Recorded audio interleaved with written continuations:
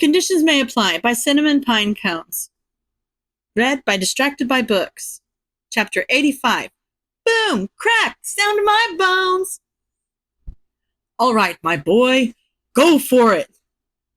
Just go for it? What do you mean? Throw a punch. You can feel it, can't you?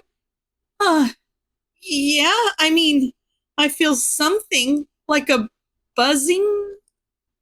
Then use it. All Might seemed way more confident about this than he felt. Saying what he felt was a buzzing was an understatement. It was a buzzing when he was ignoring it, but when he actually focused on it, it felt like a roaring tidal wave. Something far more powerful than him. Something that was going to sweep away the moment he touched it. He was afraid to admit that, though. He didn't want to let All Might down. What if he took it back? What if he wasn't strong enough? I don't think I can control it, he forced himself to admit before he lost himself in his own racing thoughts. All Might thought for a moment. He didn't look disappointed, though, and Izuku was immeasurably relieved by that. Why don't you aim for something that won't break, then? Hit the sand. It won't go flying into something or cut you if you hit too hard, he decided.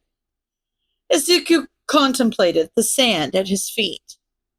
His knuckles were pretty well conditioned at this point. His skin could take it, but he was more worried about his bones. He knew how to throw a punch without hurting himself, but he had no idea how to throw a punch with superhuman force behind it. He was nervous, but All Might looked calm. He believed in him. He could do this. Okay, he could do this. Lining himself up for the swing, he went through the motion a few times, slowly, as practice. Once he ran through the motions enough to be confident he was going to hit where he was supposed to and how he was supposed to, he took a deep breath, tapping into the torrent of power rushing through his veins, and swung. There was a deafening boom, a crack, and then unbearable pain. He cried out against his will, and his vision went white at the edges. But he could see well enough to see red. Shit. He couldn't move his arm at all, and the pain was making it hard to even think. Distantly, he noticed All Might scrambling up to his feet. Crap! Did he knock him over? He couldn't worry about that right now. His hand was bleeding. Shoot, it was bleeding a lot. He tried to get a better look at it, but the sight made him retch. He could see bone. Oh, crap. Oh, shoot. This was not good. This was not something he could fix on his own. All Might had finally gotten to his side and started wrapping a scarf around Izuku's hand.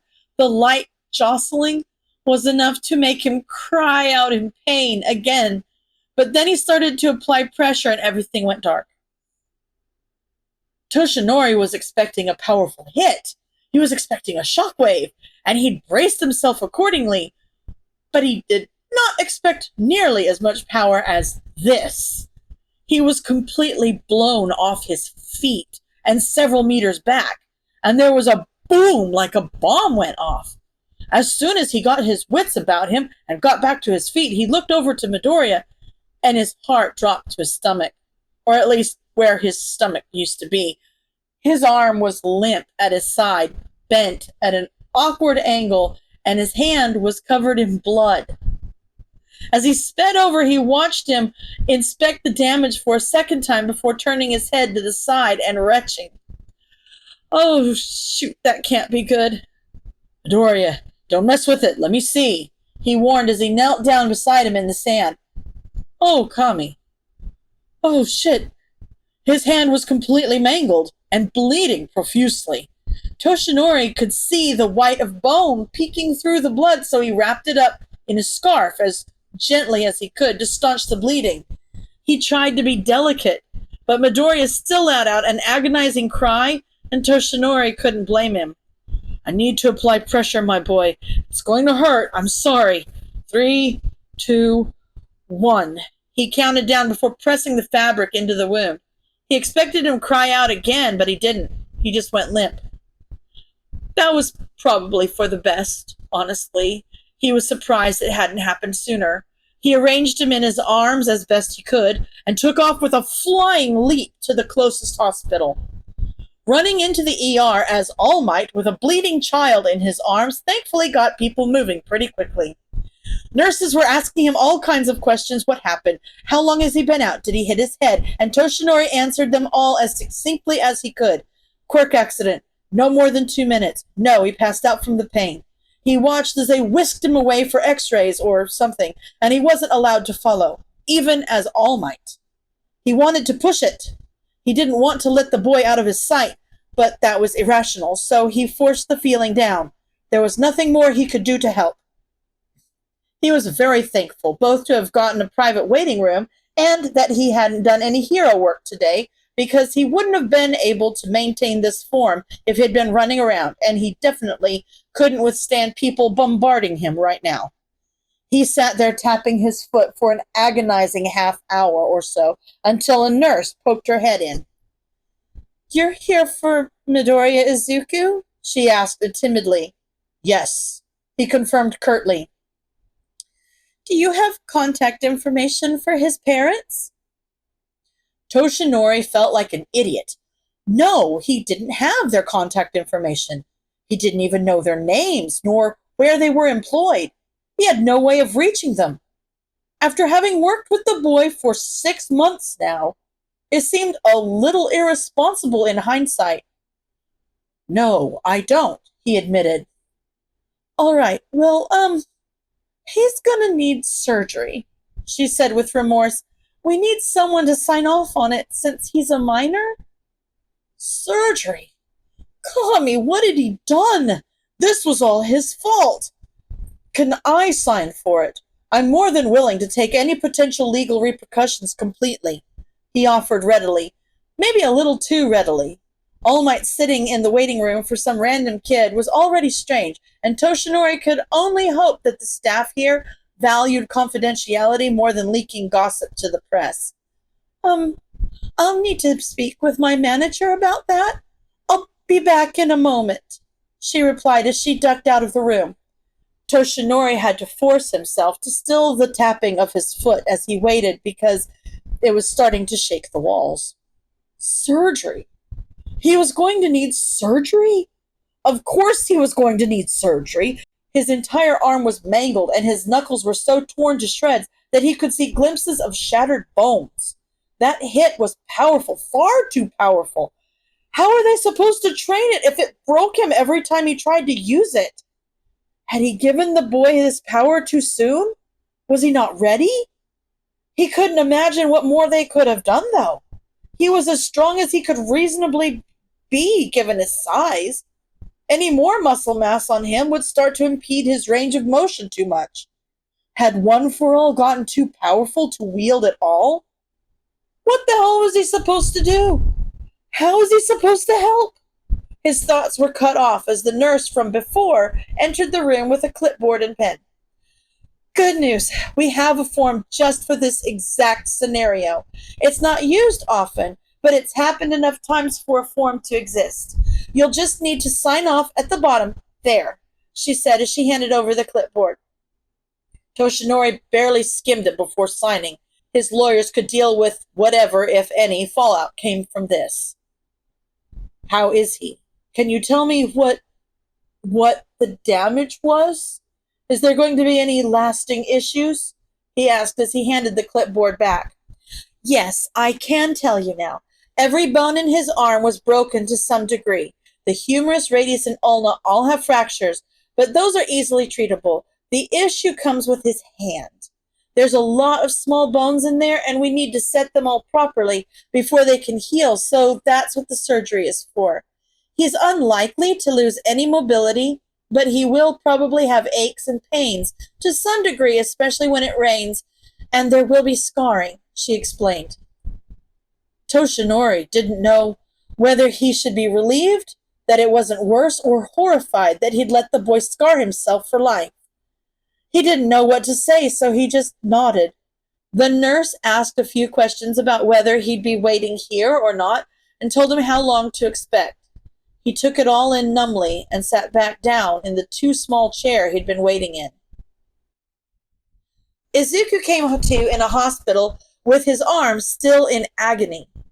He could barely move, and a nurse put a hand on his shoulder to keep him from sitting up.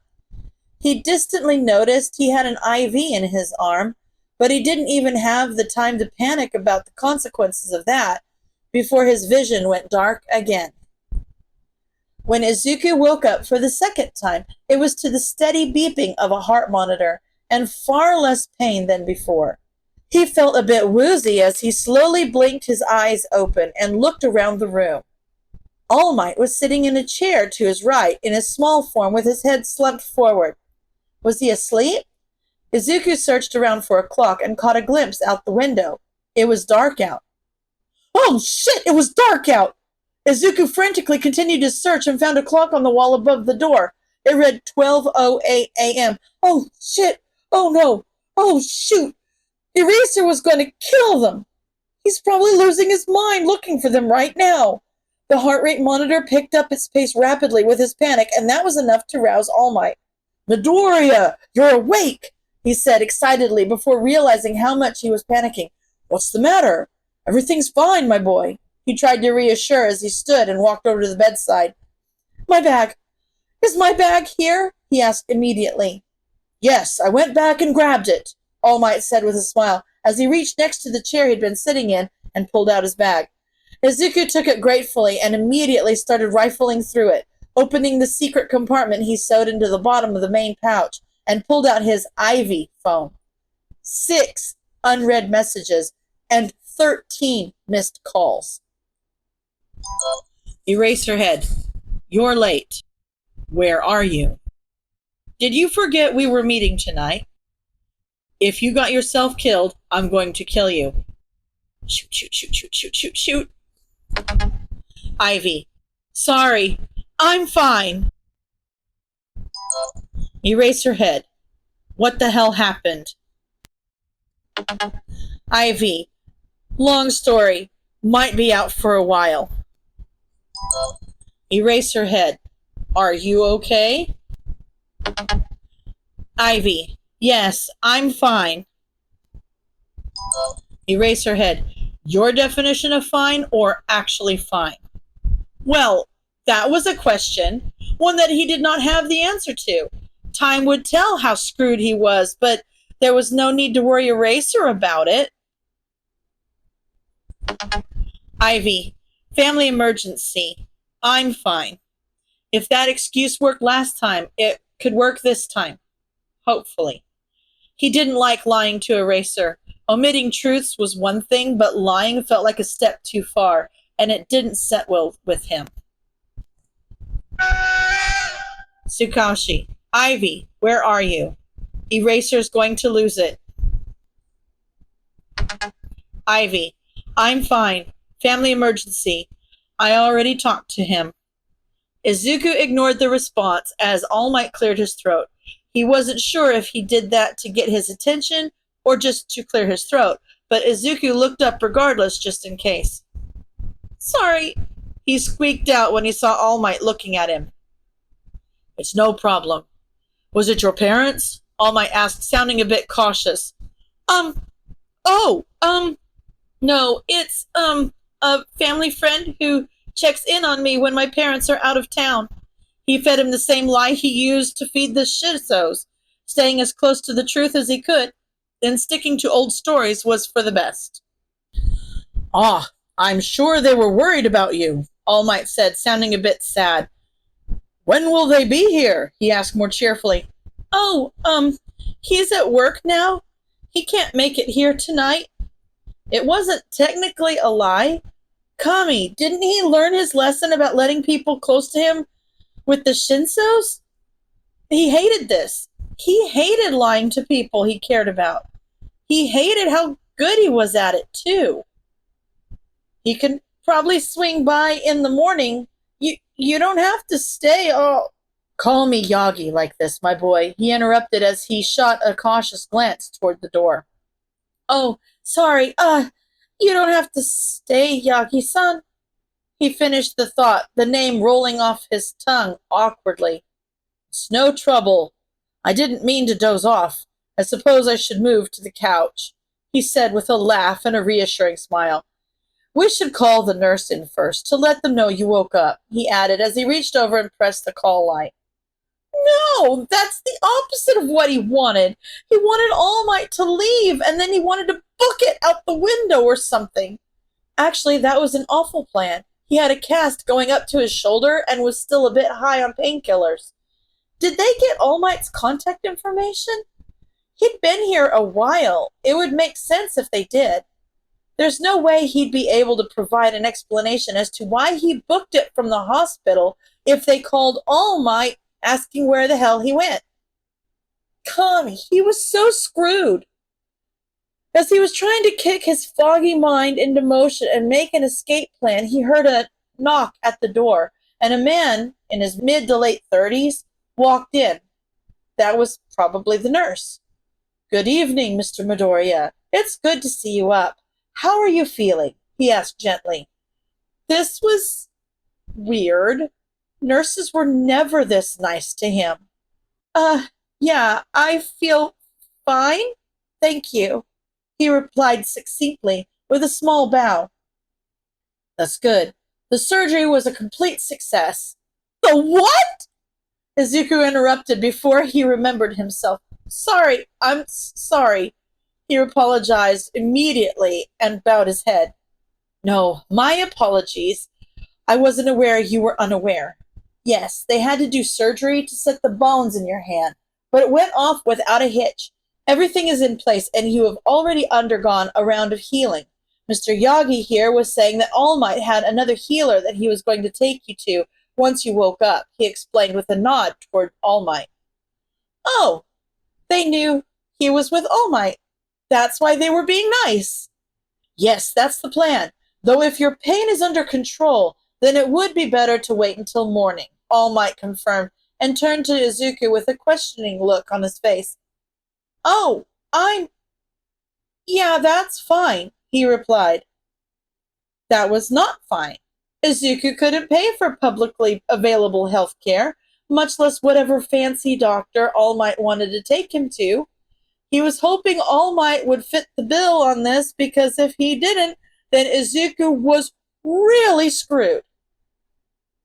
All right, we'd like to keep him for observation overnight, and we can go over the discharge papers in the morning, he said as he checked over some of the machines Izuku was attached to and scribbled down some notes before leaving. The room fell quiet after that. All Might sat in his chair, seemingly lost in thought for a moment, before getting up and moving over toward the couch by the window. Izuku watched him as he poked around in a few cabinets until he found some spare blankets and a pillow, and brought them over to the couch. He set down the pillow and unfolded the blanket before turning back to him. Izuku glanced away, feeling awkward for having been caught staring. Toshinori studied the boy for a few seconds after he sat down on the couch. He wouldn't say he was the poster child for functional families, but he was pretty sure it wasn't normal for parents to be so absent that their kid could be in the ER all day without them even noticing. He supposed that's what the family friend was checking in for, but what good did that do if they couldn't even be here for him? My boy, where are your parents? Midoriya looked like a deer caught in headlights for a split second before schooling his expression and responding, Oh, my dad works in America and my mom travels for work. So, they're out of town a lot, but they have a family friend check in on me, he explained, like that made it okay. Wait, that didn't make sense. If they were always working, then why was the family still so poor? As far as he knew, Midoriya had no siblings in a dual-income household, well, a split household. He wanted to push, but he already seemed quite uncomfortable with the line of questioning. Toshinori checked in with him multiple times a week, and apparently so did someone else, so it's not like the boy was completely alone. Plus, he was 15. He wasn't some helpless child. Did, did they call my parents? He asked, interrupting Toshinori's thoughts. No, the number on file was disconnected, so I signed some paperwork to be able to okay the surgery. I hope that's all right. Oh, yeah, that's fine. He trailed off and glanced away, chewing on his lip. You just what? Toshinori prompted after a moment of silence. I'm worried that they'll be upset that I got hurt and, not let me train with you anymore. Midoriya said sheepishly. Oh, that would not be good. Shoot. My mom won't be back for a few days. I don't think we should tell her. She won't understand how important. I didn't tell her about.